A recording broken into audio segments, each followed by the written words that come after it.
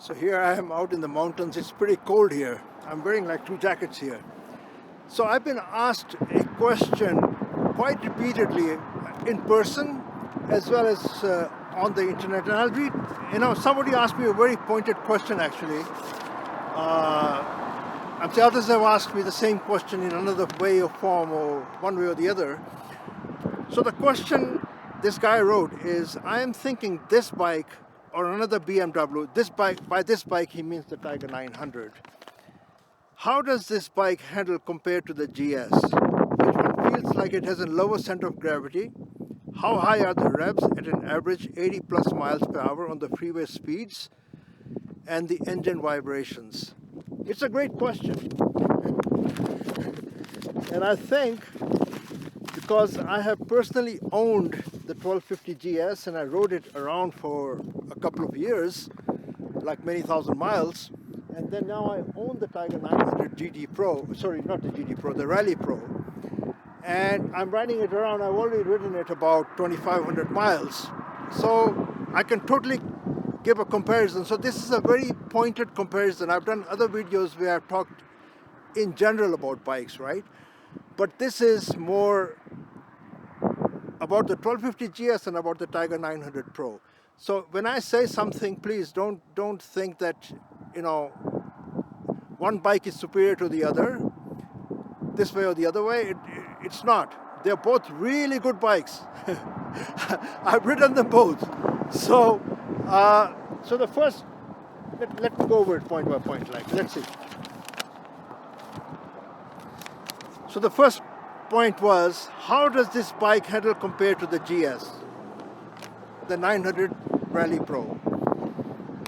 Handling wise, I would say the 900 Rally, the Tiger Rally Pro is better. For me, it's better because it's lighter in weight and it also feels more nimble. Okay. Handling wise, the 1250 GS is a great bike. It's a great bike. The only thing that bothered me a little bit about that bike was that it was a little bit too heavy for my liking. And so that's, but let me go back in the history a little bit. I bought the 1250 GS in 1999. It was at, 2019. 2019 1250 GS is pretty cold here, man. So I'm kind of freezing here, literally. So 2019, I bought the GS, and I love that bike, man. I'm saying I went from a Ducati Multistrada straight to the GS, and suddenly the center of gravity dropped like it dropped like nothing, and the bike was like super easy for me to ride. The only thing that bothered me about the bike was I felt it heavy at times. Okay. The reason why I sold it is because I was looking around. I thought, hey, if I can get the same feeling as I get on the 1250 GS in a lighter bike, that would be like heaven, right? So I looked at the 890 KTM, and I thought, yeah, this is the bike, man. I'm saying it has a really low center of gravity, and it's way lighter. It's like 100 pounds lighter. So I thought, this is it. So I got the 890 KTM, but the 890 KTM, my sitting position was not good, so I had to sell that bike. So I started looking around, I did a lot of research, and I got to this bike. And so this bike, again, handling wise, I feel this is better. For me, this is better. Now, the next point he raises is which one feels like it has a lower center of gravity. They both have really low center of gravities. The GS, because of its box engine, has a really low center of gravity, as I think you already know technically. This one, whatever they did, Triumph says that they lowered the engine and moved it, or whatever they did. Whatever they did, this bike, to me, it feels the same. Center of gravity wise, it feels the same. Next point is, how high are the revs at the average 80 plus miles per hour, the freeway speeds? Here, I would say the 1250 GS felt better. It felt, again, it has more horsepower. It has more weight. So on the highway, at 80 plus miles an hour,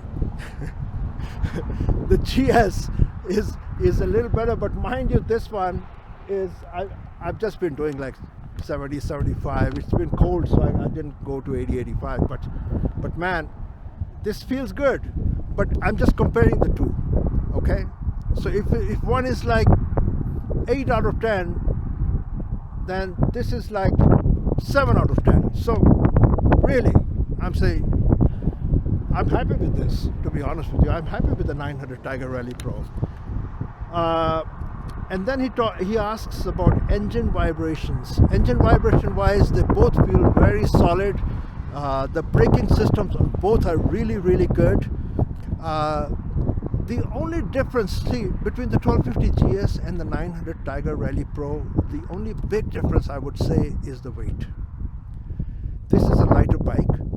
It just feels more nimble and it handles better.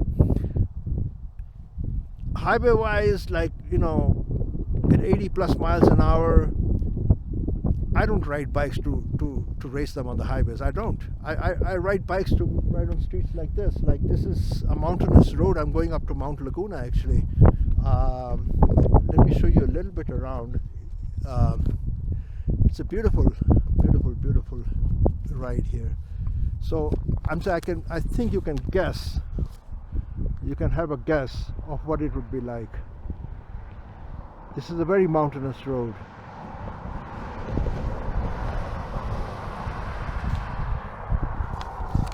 So this is where I love to ride bikes, man. I'm saying I like to ride bikes on mountainous roads and not on highways. And so just look at the scenery behind me here. Just look at this, man. This is just beautiful.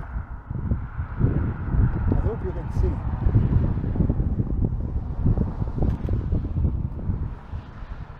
I'm stopped on the way. It's a sort of a turnout, like a Vista Road or Vista Point. They say Vista Point. Vista Point, yeah.